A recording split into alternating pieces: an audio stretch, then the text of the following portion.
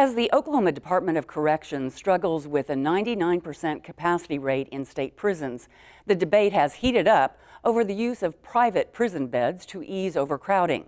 The recent resignation of longtime Corrections Director Justin Jones is tied to his philosophical differences with state legislative leadership. Jones is against private prisons.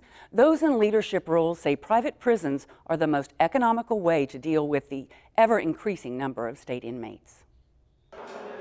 Some county jails in Oklahoma don't have enough beds because they're housing inmates who should be locked up in state prisons, which are at 99% capacity.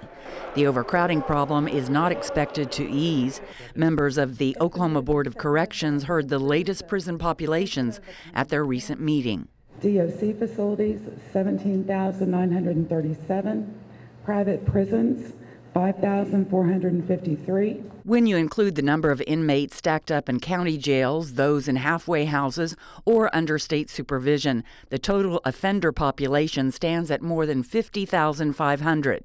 We've actually grown since May 31st, an additional group of inmates. We're now at 684 net growth for this fiscal year, or from this time last year. So that's a growth of 684 in 1 year. Justin Jones has been the director of the Department of Corrections since 2005. He recently resigned and will leave his post in August. Jones' resignation came amid questions over the use and reporting of the agency's revolving accounts and his reluctance to rely on private prisons to ease overcrowding. Sean Wallace is the executive director of Oklahoma Corrections Professionals. This year, through the governor, I think we're successful in getting rid of Justin Jones, and we expect now to get a director directly from private prisons. In our minds, it's just which company is going to win. We have two private prison companies, CCA and the Geo Group. You know, which one's going to win the fight to be in control of the Department of Corrections? So you believe Justin Jones was forced out? We absolutely have no doubt. I don't know if he was forced out or not, but I do know that there have been numerous instances of disagreement on policy, one of them being, should we utilize more private facilities or not? Jones declined an interview with the Oklahoma News Report about his departure, but in the Tulsa World, he was quoted as saying, "You know, just because it's legal doesn't make it ethically and morally right for shareholders to make a profit off of incarceration of our fellow citizens." Jones also said, "I guess with my Christian upbringing, there has always been a conflict with that." Senator Clark Jolly is chairman of the Appropriations Committee.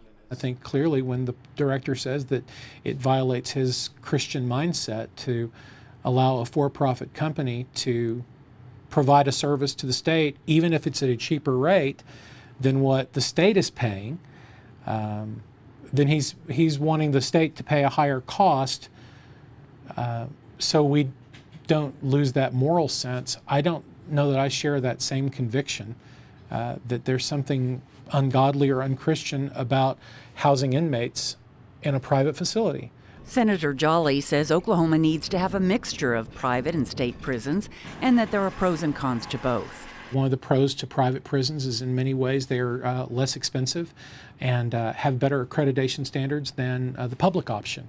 But at the same time, then you're at the whims of the market. Jolly says if private prisons are offered more money to house prisoners from another state, then Oklahoma might have to meet that offer or face a reduction in the number of beds available to Oklahoma inmates.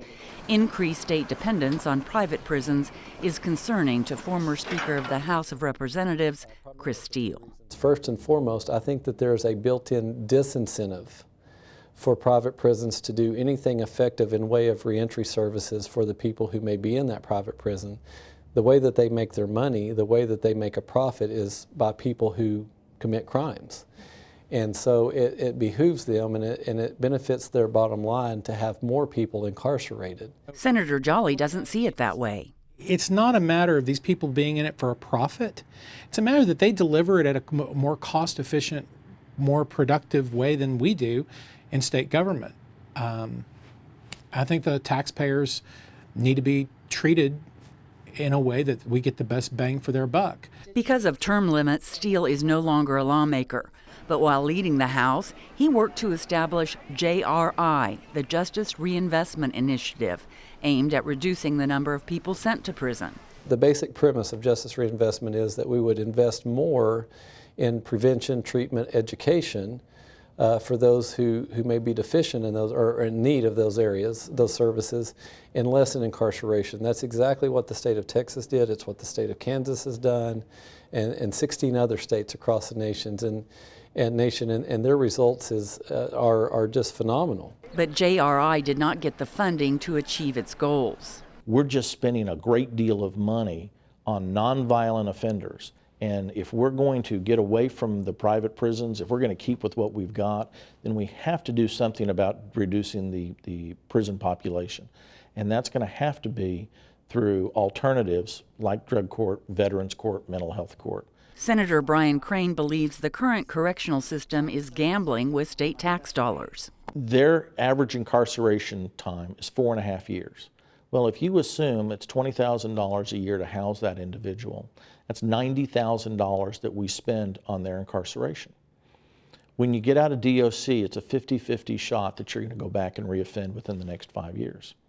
So we've just spent $90,000 for a coin flip as to whether or not that person's going to re-enter DOC or not. And it's something that we need to ask ourselves, why is this happening? And are we feeding an industry? Are we feeding a prison industry? And are we proud of it? And I'm not proud of that. State Senator Jabbar Shumate says the influence of private prison corporations at the Capitol is something Oklahoma taxpayers should know about. I just think that we have got to be honest with the public that there are too many of us connected to the industry, and in the growth of the prison industry, you see does not look right. In what way? I mean, in terms of the funding of campaigns, in terms of lobbyists at the Capitol. Steele says taxpayers should also be concerned that the budget for corrections is nearly $500 million.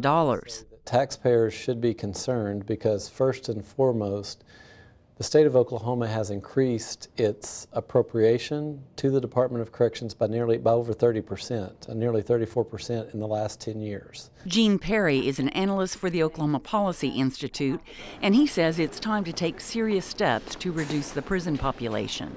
I think the number one thing that the state needs to take on is stopping the rapid rise in incarceration, get away from being number one in incarceration of women, number 4 in incarceration of men, seriously take on actual sentencing reform. Senator Jolly says that is not what the citizens of Oklahoma want. This state has made a conscious policy decision that we like to lock up bad guys and we want to put them away for a very long time. If there's one thing that I think everyone is in agreement on, it's that our prison populations are going to continue to grow. And Senator Jolly says lawmakers need to have a serious conversation about replacing some of Oklahoma's prisons. He says because many are out of date and need upgrades, they cost more to run.